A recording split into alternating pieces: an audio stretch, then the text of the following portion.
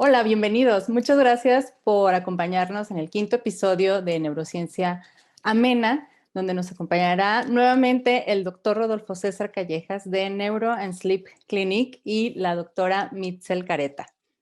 Hoy trataremos el tema de trastornos del sueño en personas con epilepsia. Así es que, bueno, escuchen con atención al doctor y regresamos en un momento. Muchas gracias por la invitación. Un gusto estar nuevamente con ustedes. Hoy vamos a platicar sobre los trastornos de sueño en personas con epilepsia. Yo soy Rodolfo César Callejas, médico neurólogo y neurofisiólogo clínico, con interés particular en epilepsia en sueño, además del sistema nervioso autónomo, en Neuro and Sleep Clinic. Me gustaría empezar, pues, por la definición conceptual de qué es epilepsia. Epilepsia es una enfermedad del cerebro caracterizada por una predisposición duradera a generar crisis epilépticas y por las consecuencias neurobiológicas, cognitivas, psicológicas y sociales. Esto es importante siempre en el contexto de recordar en las campañas internacionales en las que participamos todos los interesados en epilepsia, es que epilepsia es más que crisis. Entonces siempre es importante estar tomando en cuenta esto que ya viene desde la definición conceptual, las consecuencias neurobiológicas, cognitivas, psicosociales que suceden en las personas que tienen diagnóstico de epilepsia. De la misma manera, la definición conceptual de una crisis de epilepsia, que es la manifestación de la epilepsia, es la ocurrencia transitoria de signos y o síntomas debido a actividad neuronal excesiva o sincrónica normal en el cerebro. Entonces, lo importante de esta, nuevamente, es que pueden ser síntomas. Y es que cuando hablamos de epilepsia, también decimos que epilepsia, crisis, no es igual a convulsión. Las crisis pueden ser síntomas, manifestaciones que solo la persona percibe sin necesidad de movimiento y sin necesidad de haber perdido el conocimiento.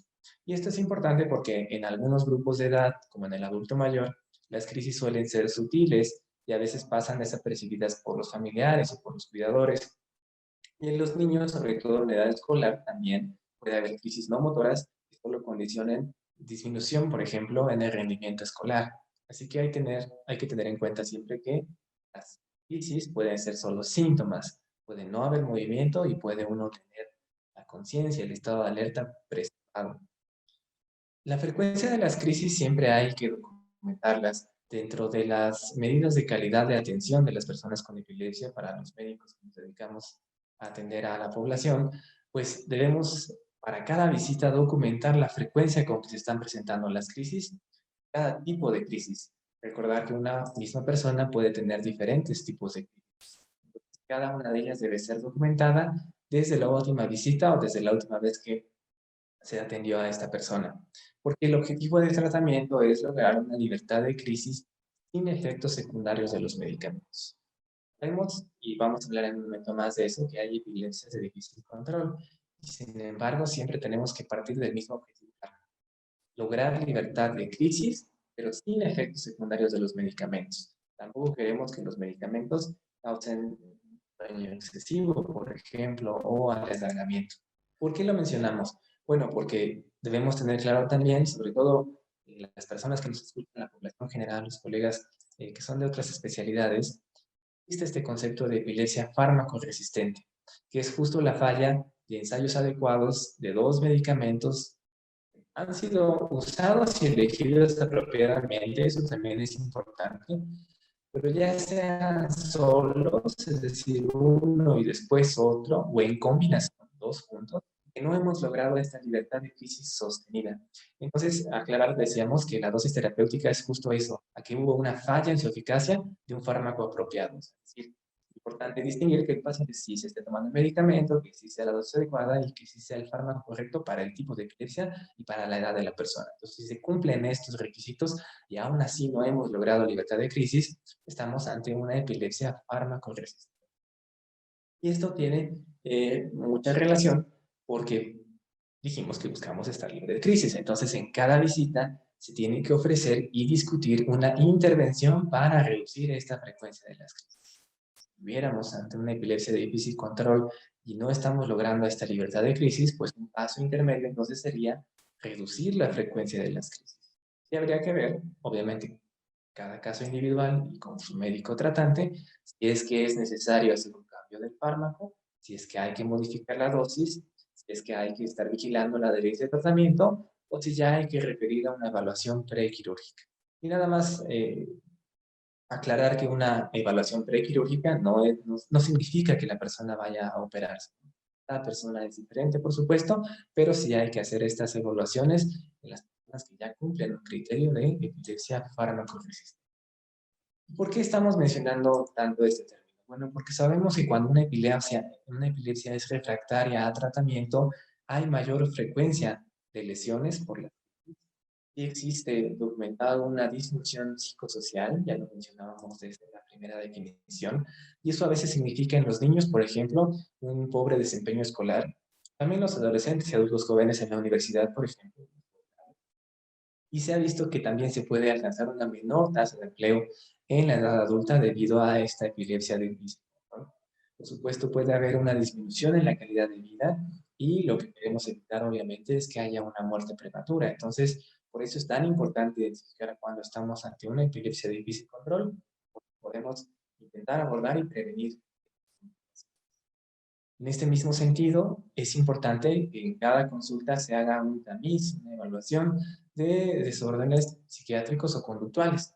Y entonces debemos, los médicos, cuestionar con cuestionarios estandarizados de forma intencionada sobre presencia de síntomas de ansiedad, síntomas de depresión, ideación suicida, déficit de atención o trastornos de sueño.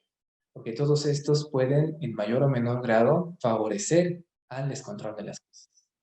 ¿En qué contexto?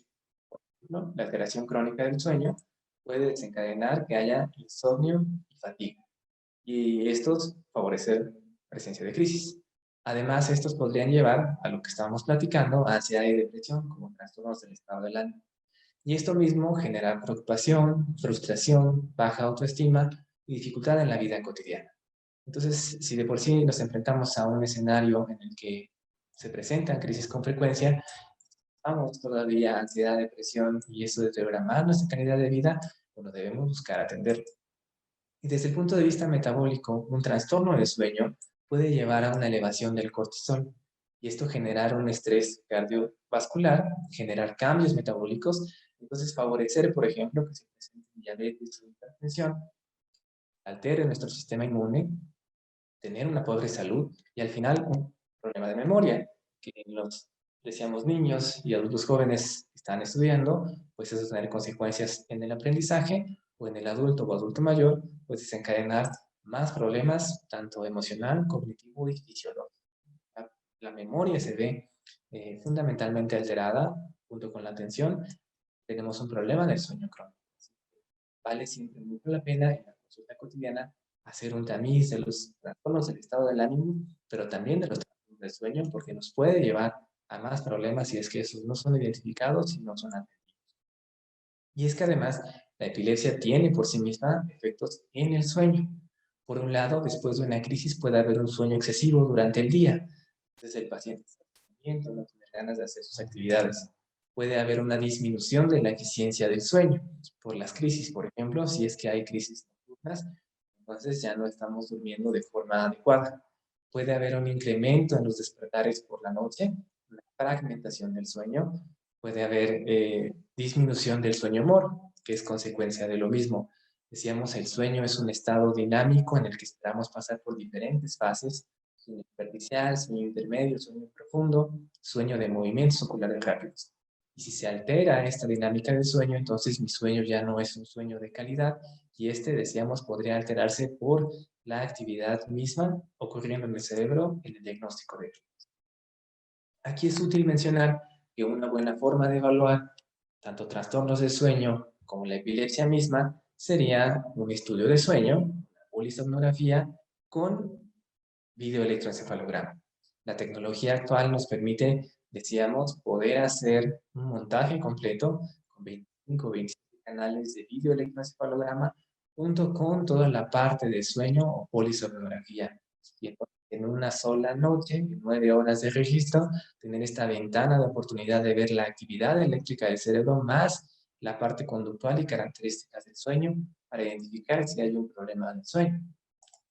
Y es que, decíamos, en epilepsia hay muchos tipos de epilepsia, por supuesto, pero hay crisis epilépticas nocturnas.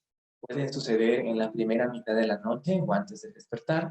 Puede no recordarse el evento al despertar. Por eso a veces pasan desapercibidas, porque la persona que tiene epilepsia ni siquiera es consciente que tiene estos episodios en la noche porque no se recuerdan al despertar. Se puede presentar la mayor parte de las veces durante el sueño de ondas lentas, y aunque en algunos incluso documentos médicos está descrito que puede suceder una sola por la noche, algunas veces ocurren muchas sutiles y pasan desapercibidas. Y este gráfico que vemos aquí en la pantalla, identificamos cómo, aunque la persona sí está llegando a sueño profundo, durante la noche tiene mucha interrupción o muchos despertares o muchos micro despertares durante la noche. Esta persona, tuvimos el gusto de atenderla aquí en Neuroclínica en Aguascalientes, sí tuvo una crisis al despertar, una crisis motora, que la mamá, que también estaba durante el estudio, nos decía era una de las crisis clásicas, pero al hacer la evaluación completa de todo el estudio, tuvo en realidad 24 crisis durante esa noche, solo que estas eran muy sutiles, 15 segundos, 20 segundos de duración. E incluso la misma paciente no recordaba haberlos tenido. Entonces, aunque a veces puede suceder una por noche, en realidad en otras ocasiones pueden ocurrir muchas tan sutiles que pasan desapercibidas. Ahí donde el estudio de sueño completo con videoelectroencefalograma nos abre una oportunidad de ver estas alteraciones del sueño. Y además, si identificamos un problema del sueño, no olvidar que la terapia cognitivo-conductual, nuestro apoyo con nuestras compañeras de neuropsicología, nos ayudan mucho, no solo a la parte del sueño, sino también en epilepsia. La terapia cognitivo-conductual nos ayuda tanto a mejorar la calidad de vida en epilepsia como a mejorar la parte del sueño. Hay otras técnicas, por supuesto, de relajación, de higiene de sueño, pero la terapia cognitivo-conductual en particular ha sido bastante útil en mejorar la calidad del sueño. Y sobre todo estamos hablando de un tratamiento integral, así que uso como ejemplo este abordaje que se llama CIPERMA, en inglés, en donde se conjuntan la actividad física como el ejercicio, la nutrición, que sabemos que beneficia mucho a las personas con epilepsia, y una buena calidad del sueño, donde siempre debemos tener este enfoque de emociones positivas con un compromiso hacia la actividad que estamos haciendo, una interrelación con nuestros pares, que esa actividad que estamos haciendo sea significativa, e ir identificando y premiando los logros que estamos logrando pues en la actividad física, en la nutrición y en un buen dormir. Todo esto con la idea, pues, ese es, decía yo, uno de los objetivos principales de intentar alcanzar esta definición de epilepsia resuelta, que es considerada como personas que han tenido un síndrome epiléptico, sobre todo niños, que ya han pasado la edad dependiente y que han estado libres de crisis por más de 10 años, pero sin medicamentos por al menos 5 años. Entonces, esta es una definición muy estricta, pero sí nos gusta tenerla como un objetivo, lograr ver a la persona con epilepsia preferentemente sin crisis. Medicamento sería como uno de los logros, pero bueno, hay que ir un paso a la vez. El primero es lograr la libertad de crisis o la reducción de las crisis, y si para esto tenemos que hacer una identificación de los trastornos del sueño y tratarlos, pues esta sería el mejor de los escenarios, ¿no? Entonces, en conclusión, bueno, hay que utilizar el videoelectroencefalograma que nos permite, decíamos, una mejor caracterización de la actividad eléctrica y favorecer los registros prolongados. Y es ahí donde la polisomnografía, el estudio de sueño completo, nos da esta ventana de oportunidad de 9 horas de registro junto con el videoelectroencefalograma sin que haya un incremento significativo en el costo. Y decía ya, afortunadamente ya está cada vez más disponible en muchos estados de la República.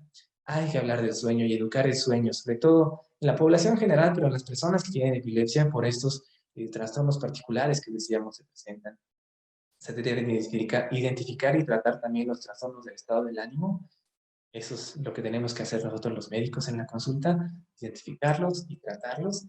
La comunicación excelente entre el neurólogo pediatra y el neurofisiólogo clínico junto con los demás médicos tratantes, ya sea el pediatra, el internista o el geriatra, dependiendo de la edad de la persona, es lo que va a ofrecer una mejor oportunidad para el diagnóstico correcto y un tratamiento apropiado. No olvidar que la terapia multidisciplinaria es la que logra un mejor objetivo en las personas con epilepsia, que es al final mejorar la calidad de vida. Y entonces, pues nuevamente agradezco la oportunidad de estar aquí con ustedes, con Amena, con Neurociencia, hablando sobre lo que nos apasiona, que es el cerebro, y hoy particularmente los sueños. Muchas gracias, doctor César, por este interesante tema que comparte con toda nuestra audiencia, quienes nos siguen por YouTube. Recuerden seguirnos en Instagram, Neurociencia Amena, porque ahí van a encontrar las semblanzas de los doctores que siempre están con nosotros y nuestros invitados, así como sus contactos. Sobre todo el contacto yo creo que es lo que les va a servir muchísimo para seguir dando seguimiento, bueno, para continuar con el seguimiento de su caso o si tiene alguna duda, comunicarse ya con ellos directamente. ¿No? Les agradecemos mucho, mucho, mucho que nos escuchen y nos sigan por YouTube Amena Epilepsia o en Spotify Neurociencia Amena. Gracias, doctora Mitzel, gracias, doctor César, y nos vemos en el siguiente.